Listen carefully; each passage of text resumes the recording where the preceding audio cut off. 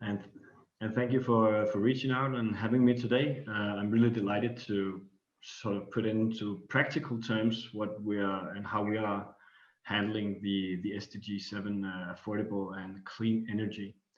I have made a theme for today, which is towards zero energy communities. And actually, I would like to sort of, I think we would like to add to the SDG 7 is affordable and clean energy for all.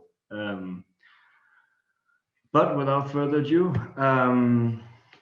I will get this thing to work. And I am from a company called European Green Cities, and we contribute to the development of green cities and buildings in a sustainable Europe. And we are a non-profit business, which is something I will elaborate a bit further on, and which is actually pretty important for our way to work with projects. Because we support citizens that want their city or district to become a green city, hence the name European Green Cities.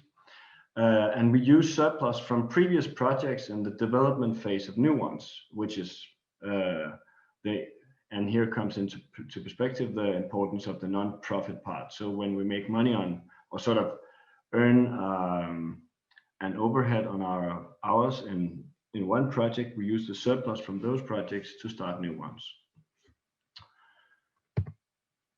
Yes, and I'm going, as I said, to approach this in practical terms and how we deal with it in sort of making the sustainable development goals concrete and sort of tangible to the citizens of Europe. And we've been working with a project called Avedøre, and yeah, you said it was difficult to pronounce Roskilde, Mark, and Avedøre is definitely a bit more difficult to pronounce if you're not Danish. And it's situated just south of Copenhagen in Denmark. And as you can see, it's actually this area you see on the slide down here. I don't know if you can see my mouse. I hope you can. But this is sort of the main part of Avedøre Green City, and up here you have the Avedøre village. And what we've done is sort of start mapping out we were approached by local citizens who wanted to make their city or Avedøre more sustainable. And that was sort of pretty much what they sort of that vision about that, and they didn't really have enough knowledge to take it any further. So they contacted us and had us helping them sort of envision the idea of Avedøre Green City. And we started to collect these stakeholders. Maybe I should say that it's Avedøre North, Avedøre South, and something called the Big House, and it is actually a big house in Danish standards. These three stakeholders are part of something called the Avedøre Social Housing Company. And then there's the film city, Zentropa, if you know Riget, the kingdom maybe from Denmark, is made there. The Avedøre Camp, the Avedøre Village, the Yellow City it's called, and Hvidovre High School. And the reason I say this is you're not sort of needed to know who these people are, but they are important stakeholders in order to make Avedøre Green City move collectively forward towards a zero energy community. And why do we maybe I should go back and show this one. Why do we sort of go up here and down here? What is the reason for the definition of the area we are working with? And one of the stakeholders I haven't mentioned is the district heating company of Avedøre. And Avedøre Green City is defined, the district is defined by the district that is supplied by Avedøre District Heating Company. That's a long sentence. I realized when I said it. But that's sort of our way to work with this, because it has proven to be a really good idea to have both the supply side and the demand side of the energy within the scope of the project. And what we did in practical terms was that we sat these people down in a steering committee, and the steering committee comprised of Avedøre Social Housing Association, Avedøre Camp, Avedøre Village, the Film City, the stakeholders I just mentioned, including Avedøre District Heating Company. One extremely important element of the Avedøre District Heating Company is that it's a cooperative. It is owned by the people who consume heat from the company, and the surplus, if the people or if the company creates a surplus, it just means lower prices on the consumers, lower prices on the heating for the consumers. If I'm babbling, you have to let me know in the questions part. It's a bit complex actually, and I think it's a model we have a tradition here in Denmark which makes it quite normal here, but I think it might be a bit unique to Denmark. But that's the main idea, and it's actually the same with the Avedøre Social Housing Association. I need to check the time to see if And what we did with the citizens who asked us, and the only way they could formulate this was they wanted sustainability. They wanted Avedøre Green City. They had the name actually, but they didn't really know how to sustainability. They had this vague idea about solar. They couldn't even make out the difference between solar, PV and thermal collectors. Thermal, yeah. To generate heat. So what we did was to sit these people down and create a shared vision with them based on the UN goals.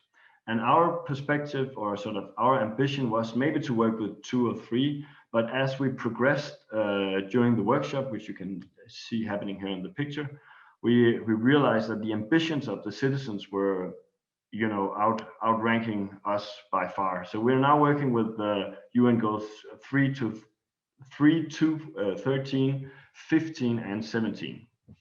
And what we did was, because the UN goals can get a bit fluffy, it's actually pretty easy to say that you work with UN goals, but how do you sort of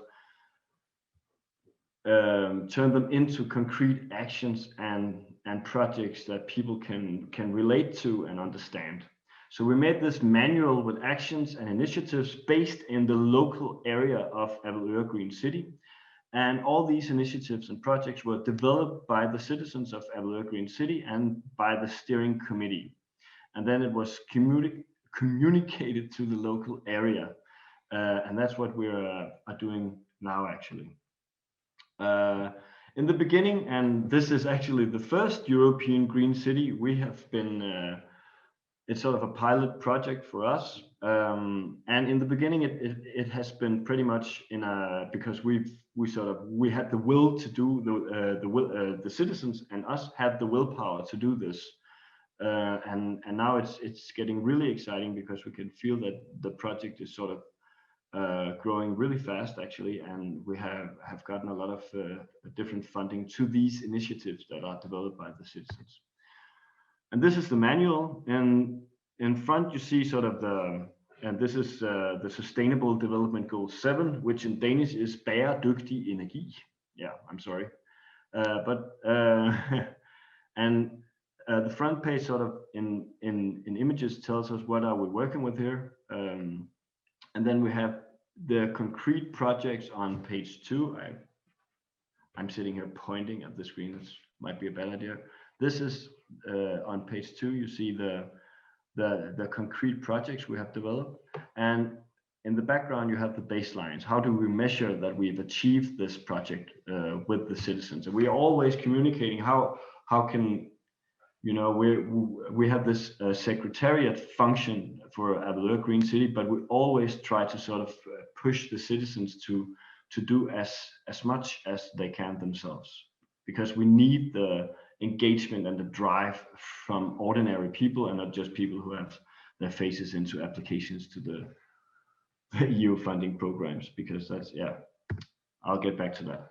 This is a concrete project example. We are having, we need to, and this example is, the idea is to show you why it is a good idea to put different stakeholders of an area, a district, down into the same group and coordinate the projects. Because in Avedøre Green City, we need to retrofit 210,000 square meters. And at the same time, the district heating needs to transform their pipes, and it's 850 meters of pipes, and they need to sort of make a hub renovation where they need to exchange the heat pumps, the boilers, heat exchangers, etc. And if we put these and sort of make these two elements talk together and coordinate the initiatives, we will, what we're sort of realizing now is that we can both lower the sort of the energy that is consumed, but we can also optimize the way the buildings are retrofitted, and we might not need to retrofit as much as we anticipated, and that makes the tenants really happy, because then the prices on their rent won't escalate. So step one is the optimization of the DH, the district heating system. We're going to change it into a 2-string DH system. It's 1 string now, so it's really not optimal. And we need to, and because we're making a 2-string DH system, we need new radiators and we need new ventilation systems. And then we're also working with solar energy storage and heat pumps. And this will optimally give a 10% reduction in energy use in the area. And remember again, it's this company is owned by the people who live in the area. It's really important to keep that in mind. Step 2 is the retrofitting, and this is where Rhino, which Mark mentioned, will come into, has really been a great help for us with the inspiration, and I'll get back to that. But we're going to the retrofitting project is insulation of the envelope plus windows, and then we have these pretty important elements, smart meters, and when the buildings are retrofitted, we are able to lower the heat from the district heating company from 90 to 60 degrees, which is that's a pretty steep energy saving you'll get there. It's a third, you'll see, but I actually think that it's exponentially. So the higher the heat goes, the more power you need to heat it up. Yeah, this will create a 40% reduction in energy use. And step 3, and this is the fun thing about the project in reality, is that we've actually already established the energy community. I'll get back to that. And the energy community is handling PV and BIPV, because the thermal solar energy supply is actually handled by the already established cooperative of Avedøre District Heating. And we are striving to create a zero energy community with this energy community. I'll get back to what this means. And the energy cooperative Avedøre is comprised by almost the same stakeholders as Avedøre Green City. There's a huge problem and I think it's actually a general problem in Denmark. We're really experiencing difficulties with the legislation. I've practiced saying that word. Legislation, yeah. And that is why the district heating company is not allowed to engage in anything else than heating. So that's why we needed to create a new company that is specifically concerned with the electrical elements of the energy. So the Energifællesskab Avedøre, or the Energy Cooperative Avedøre, will take care of the solar panels, the PV, we've actually just yesterday, I didn't manage to get it into the PowerPoint, but we just made a deal about or we're almost making a deal. The energy community of Avedøre will hopefully sort of approve of the establishment of, I think it's 5 charging points in Avedøre Green City, which will have solar panels on top of them to sort of create the incitement for e-mobility in the area. But Energifællesskab Avedøre, or the Energy Cooperative Avedøre, is, as I mentioned, a cooperative, and it's like the district heating company. It's owned by users and producers. And the really smart thing about this is that it's many different user and producer profiles, which equals into a balanced network.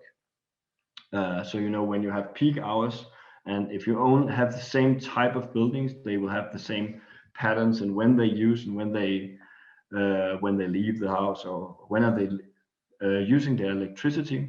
And if you sort of collaborate in creating this balanced network and have these different producer and user profiles, you'll get an optimized network. Yeah. It's the first time I'm having one of these digital webinars, so it's a bit weird not to with the reactions and stuff. So if I get a little nervous, that's why. And another thing is that it's a democratic, non-profit, and accessible for all from the area. And that's actually, I would like to stress this part, because we are using it in order to sort of create engagement, and people are actually extremely willing to engage in the transition to a more sustainable society. But it's just in Denmark, at least, I might only speak on behalf of my Danish experiences, but it's really, really difficult to our best experience, or one of my favorite examples is that we are trying to create, you know, geothermal heating, which essentially is digging a hole. And the legislation just makes it almost impossible for people just to dig a hole and, you know, get the energy from the ground. And that's sort of my favorite image on how much the legislation is sort of preventing the normal citizens of Europe to engage in these kind of projects. But this cooperative creates a platform on which you as a private person can enter, and you can put PV on your roof and you know, give it to the cooperative as an asset, and then collect the green electricity that you created yourself in your own household. And you can even sell the surplus and make money and stuff like that. And that's extremely I think personally that's an extremely important you know, element of getting everybody involved in this transition to a greener and more sustainable society that we need to get in order not to be flooded. And it's as I said, it's an opportunity to produce and consume energy locally. I'll just take the time. And this create a strong community based on the green transition and sustainable energy. That's just what I said. Apparently I made a slide. And to engage and empower citizens in the green transition. So basically, to sort of sum it up, what we do is we approach an area. We hope to sort of, we're working with creating a methodology for this, how to develop a green city, and then we would actually like to spread out the idea to Europe and sort of make the company's name European Green Cities to you know, we take it quite literally. We would like to work with different areas across Europe and districts, and sort of based on the initiatives of local citizens, try to create concrete sustainable projects in the areas.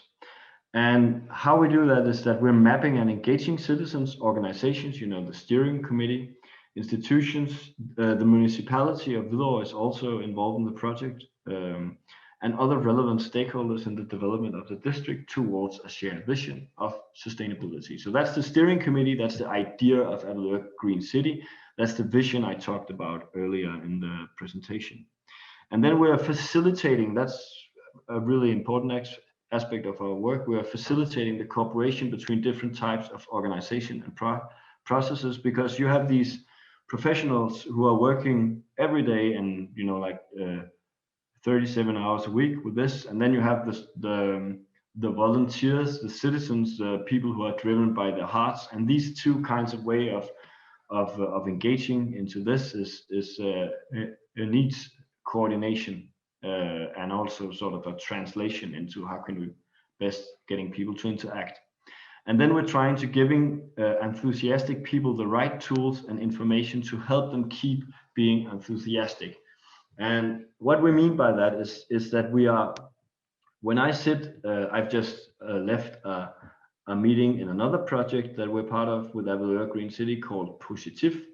And it's 13 work packages, and there's like timelines and budgets and tasks, and we need to coordinate and deliverables and stuff like that. And normal citizens is just unable to engage in those kind of projects. So we need to translate these. What do you get out of these projects, and then translate them into how can we use this in Avedøre Green City? How can you benefit from this in your local area? And then there's also this listening to needs, ideas, challenges and stories from the local context, and this understanding of the local context, and sort of really taking seriously what the local citizens are bringing to the table, and sort of trying to elaborate on that, because that in the end it will create a stronger project. And as Mark said, Avedøre Green City, in this case, it's actually the Housing Association of Avedøre and European Green Cities, and the municipality of Hvidovre, I believe, is part of RINO, which is part of the H2020 program. And RINO is this is the sort of the main framework. And augmented intelligence enables stimulating framework for deep energy renovation, delivering occupant-centered innovations. And the building you see on the picture is the building called the Big House. And as I said, in Danish standards, it's big. And we've used the RINO project to really sort of to engage with the citizens or the tenants of the building into how can we make the optimal solution for you, both in terms of the economic perspective, also the technical, how can we plan and design the project, the process of retrofitting the building without disturbing the tenants too much. It's quite impossible not to disturb them, but how can we sort of optimize, how can we design, how can we create these 3D models and stuff like that that will enable us to pick the best, most effective and economic best solutions for this project. These are, I think, the overall purpose of RINO is to provide a framework solution that will help accelerate the frequency of deep renovation in the European building stock. To make it easier to pick the sustainable choices, to pick the innovative elements. The intention is to achieve an ambitious annual renovation rate of 3.5%. So it's also speeding up the processes and sort of how can we handle these processes.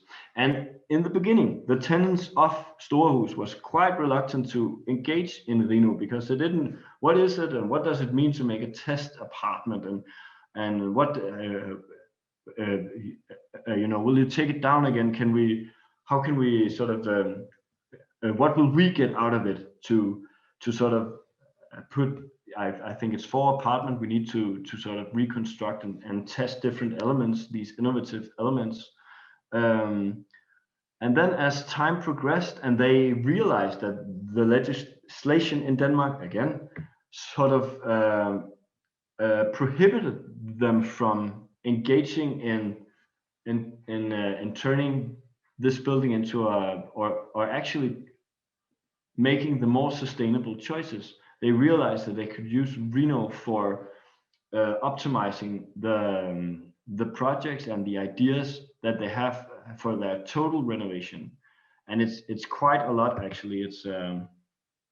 Um, it's 33,572.8 square meters of area that needs to be retrofitted. And we hope that Reno will create some solutions that will that we're able to sort of replicate in all of the 496 flats when we're done. So that's the perspective we're working with. And as Mark said, you can read more about Reno at the webpage at www.reno.h2020.eu, and there you can subscribe to the newsletter, and it's also on social media. I think both Twitter and LinkedIn, right, Mark? Yes, that's right. Yeah, absolutely. Yeah, and what we're doing in the big house is that we are taking these. We're trying to make facade modules with integrated ventilation, bio-insulation, insulation, and PV. And we hope to sort of be able to hoist the facade modules onto the building and sort of click them on site. And then we have building integrated RES technologies in the facade, and we have new ventilation systems with heat recovery. It's also in the facade. And then we're also working with the renovation of the DH system because they need to change the radiators, as I said before. And then we're going to incorporate new smart meters. And we're also working with sort of moduling, making the 3D model, and hopefully we will get the tenants to walk around inside an augmented version of augmented reality version of the big house. We'll see what happens. Well, thank you very much, and you can visit our webpage at greencities.eu if you wish to learn more about us, or you can write me an email. But thank you for the attention. I hope I didn't babble too much. So, Stefan, no, not at all. Thanks a million for that presentation. Again, really, really interesting and kind of fascinating what you're doing there, and the big house project looks extremely interesting. And as you know, I'm kind of linked in with the Reno project as a fund investigator, so I'm looking forward to working on the project when we're positioned to do so at our side. So there's one or two comments coming in, but I might just start maybe just with some thoughts as I was listening to you speaking there. Now, what's very, very interesting is the cooperative model that you're working off, and there's a few things kind of jump to mind. But there's a kind of comment that's come in here in relation, say, to the Irish context. So I'm kind of intrigued in terms of how it played out in your situation. And I have a few other questions which I might come to in a second. But just the first point would be around how you kind of got the various stakeholders to kind of work together towards this objective, particularly when there may be some vested interests within the situation. So we're kind of thinking here in terms of the Irish context, and this relates to again the first comment that's come through here, is in the Irish context, the electricity network and the networks generally in terms of energy are held by private or maybe semi-state organizations, or there will be certainly a state and semi-state history to them. So there's a lot of control of the network on the private side. So how do you get them incentivized to play ball, if you want, with the community effort that's being coordinated? Yeah, we have I think it's the what's in it for me thing. Yeah. So and it's been I think we've been working for like two years with this project. And it's taking quite some time. It's really a balance of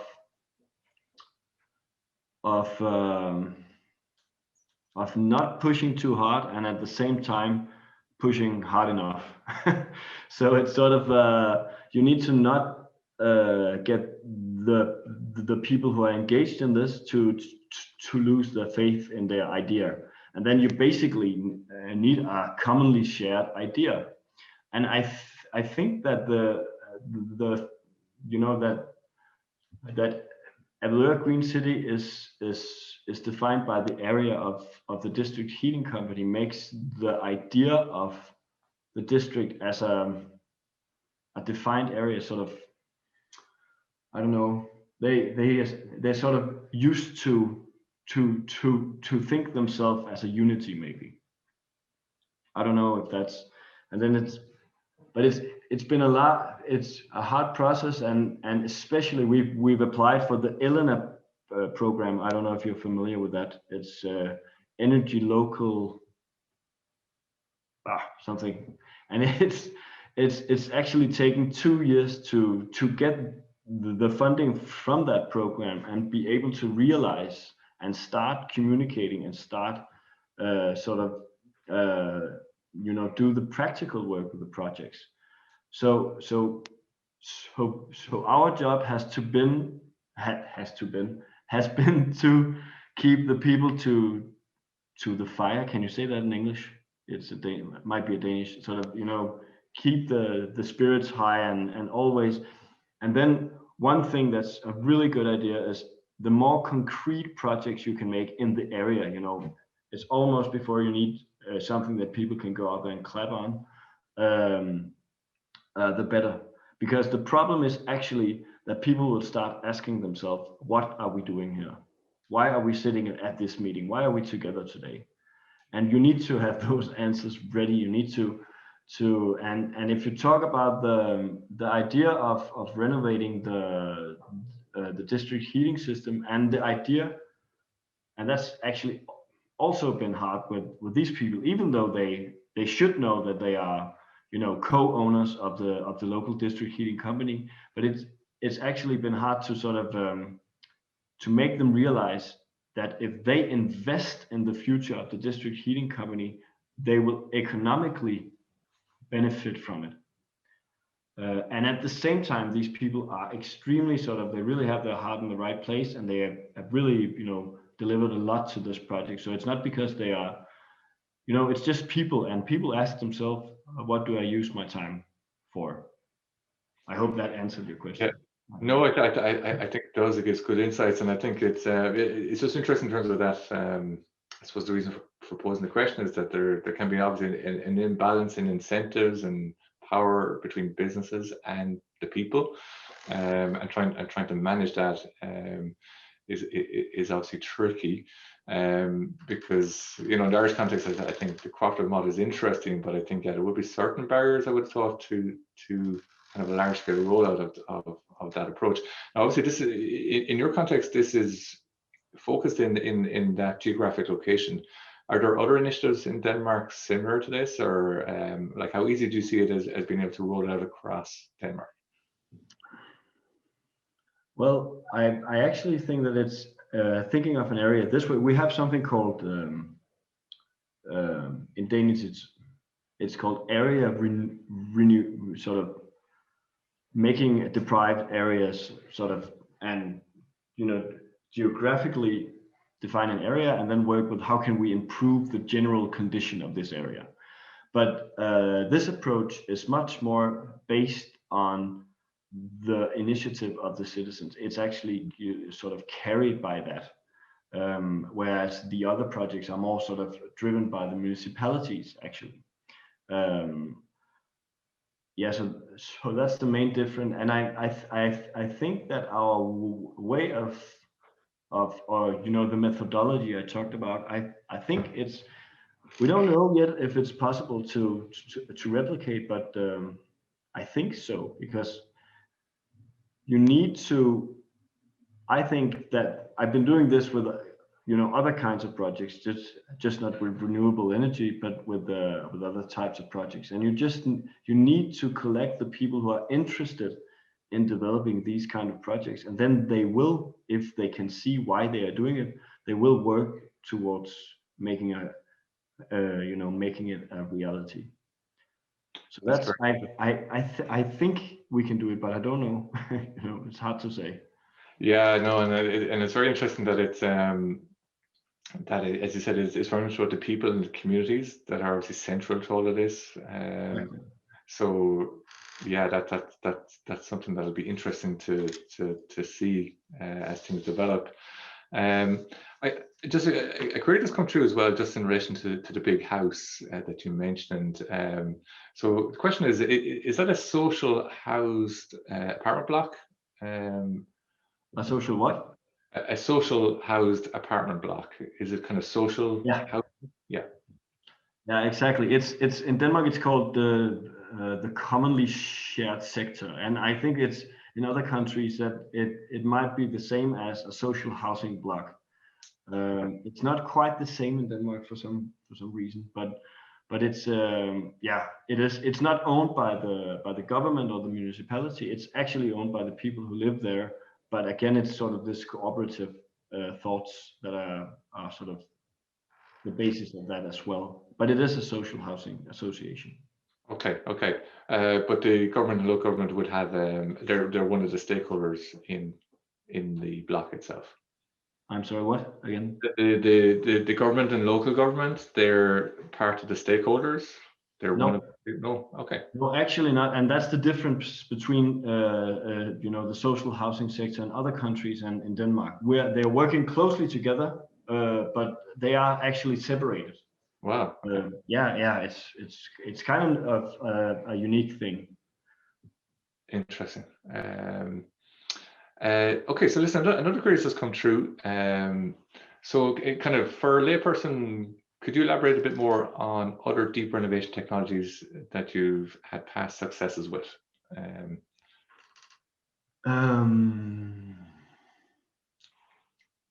Other deep renovation technologies I've had successes with.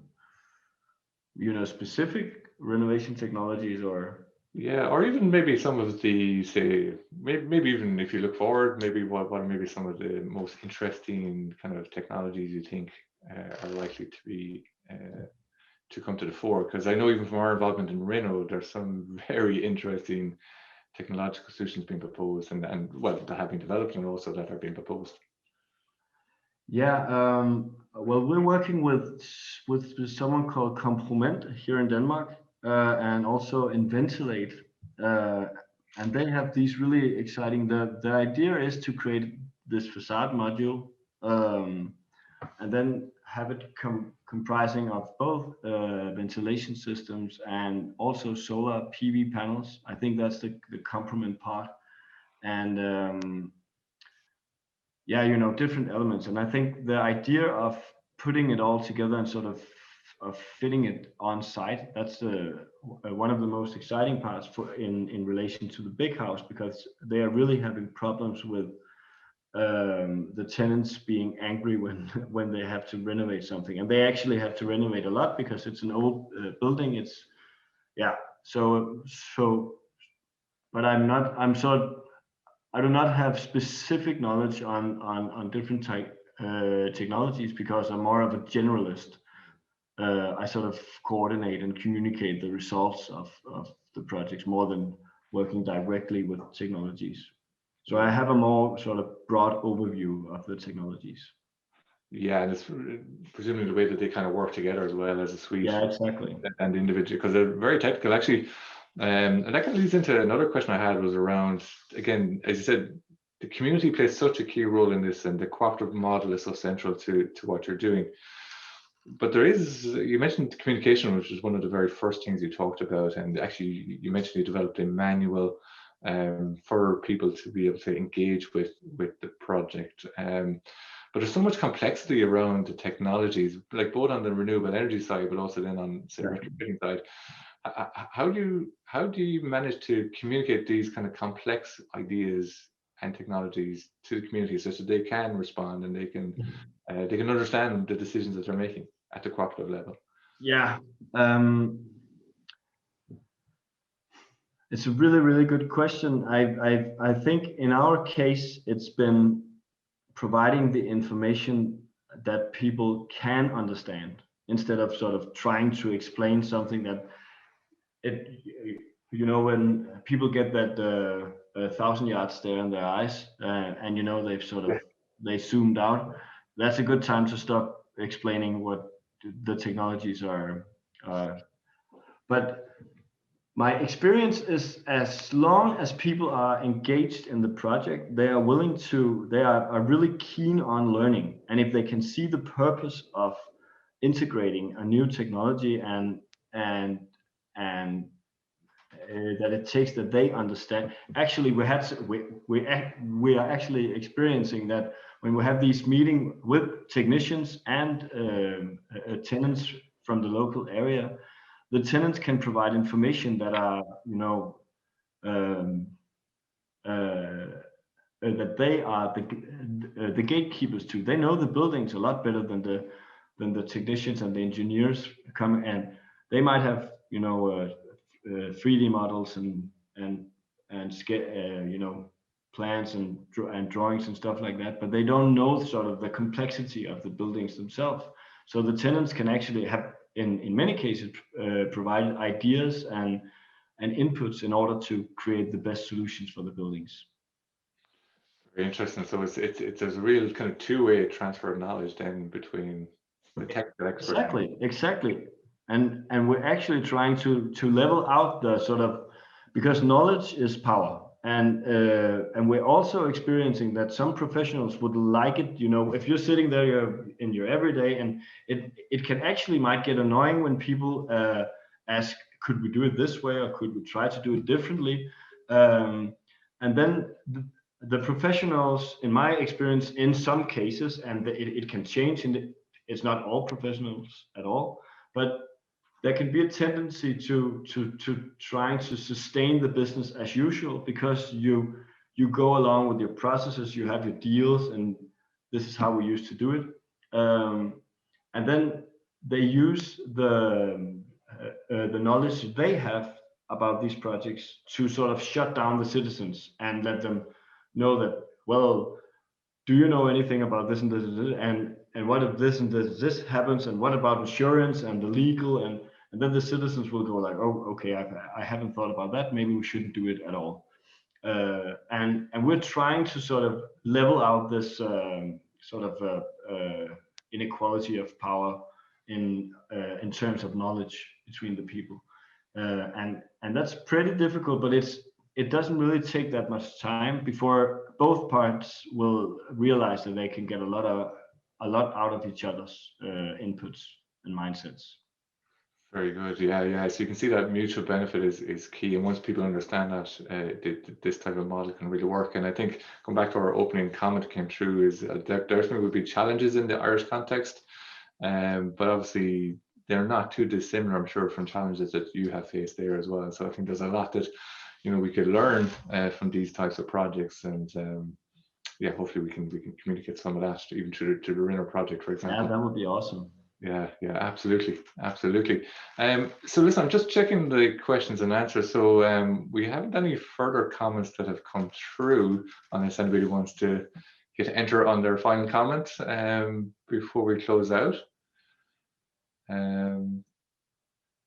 So no, okay. So I think that's it, and I think that's everything covered from our side. So obviously, just to wrap up, Stefan, I'd just like to thank you again for the time you've taken to come today and to present, and it was really insightful and interesting to kind of see what is happening there. And I do think there's a lot that can be learned, as I said, I'm sure across Denmark, but also, as I said, in other countries from what you're doing there. So again, thanks again for the insights, and again, we look forward to continued collaboration on the Yeah, you're welcome, and thank you for the opportunity to participate. I'm sorry, I do not have specific knowledge on the specific technologies, but I'll get back to you. Yeah, no problem. I'm really appreciating lately just how complex those technologies actually are. So there's no problem at all. But it's just great to see how you're working to kind of get those kind of complex technologies in place, as you're doing. Exactly. The sort of the translation part, to get those complex technologies, to bring them into reality and make people understand what they can and sort of, you know, give them an opportunity to test it out. That's my main focus. Yeah, yeah, yeah. And I said making those things real because they can look very abstract. They can look very abstract. Exactly.